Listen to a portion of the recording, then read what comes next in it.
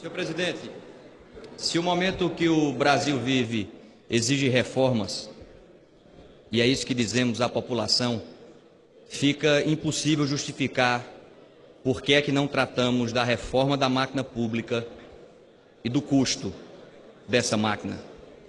Se o remédio é amargo, mas é preciso tomá-lo, fica difícil compreender por que é que o trabalhador rural tem que tomar esse remédio e o político não.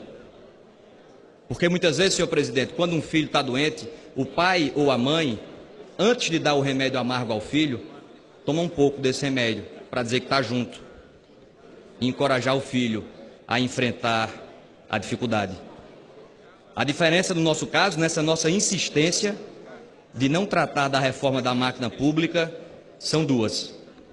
Primeiro é que o pai toma o remédio estando saudável. E a principal doença está aqui. Depois, é que não é o povo que tem que obedecer aos políticos. Somos nós, políticos, que precisamos obedecer ao povo. E aí a gente vai dando sinais à população que não vai ser tratado isso, da reforma da máquina pública, e a população não aceita mais. E aí a gente vai achando que o tempo que vai resolver e acalmar o país, e não vai acalmar.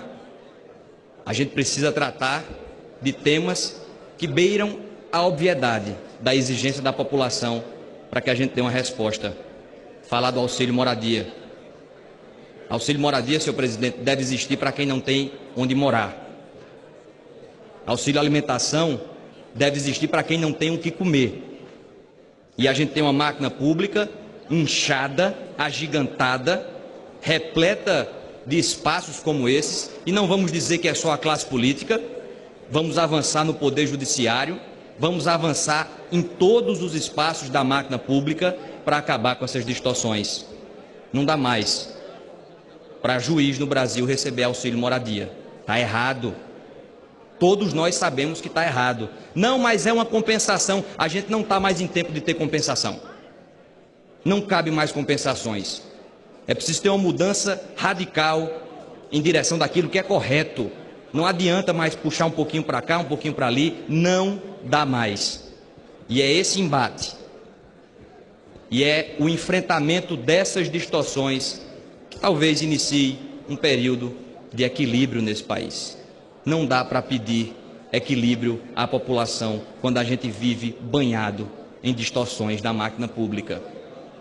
Por isso faço um apelo para que todos nós, aqui não é uma pauta de governo, oposição, todos nós tomemos consciência de que é preciso levantar essa bandeira da reforma da máquina pública. Porque não adianta mais, não venha votar contra a reforma trabalhista, espalhar cartazes dizendo que é contra a reforma trabalhista e ficar calado quando o tema é a reforma da máquina pública e ficar calado quando o tema são os benefícios que a máquina pública hoje entrega. Esse populismo dissimulado, enganador, não cola mais. É preciso enfrentar essas obviedades. E isso traria um novo debate sobre o que deve ser o nosso Estado. O equipamento, o Estado, a máquina pública como um todo. Isso cabe correções que se multiplicam. Portanto, não dá mais para ficar achando que essa pauta não existe e que essa pauta não é prioritária. Existem vários espaços que nós precisamos enfrentar com requerimento de urgência. Requerimento de urgência nisso, votação de urgência nisso, debate intensivo nisso. Parar 15 dias daqui para falar sobre a reforma da máquina pública, aí sim voltar a se reconectar com a população. Porque existem muitas distorções, sinais que a nossa sociedade precisa avançar. Um ministro do Supremo, com toda franqueza, um ministro do Supremo não precisa de alguém que puxe a sua cadeira para que ele se sente. Ah, mas é só um gesto. Isso não é só um gesto.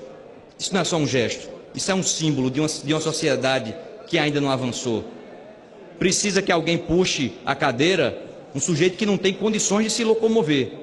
Um tetraplégico, um paraplégico. Aí sim, mas um ministro do Supremo não. São esses sinais, é essa nova simbologia É essa nova linguagem que o povo brasileiro está sedento para que a gente traga para esta casa. E isso está cada vez mais óbvio. Isso está cada vez mais claro.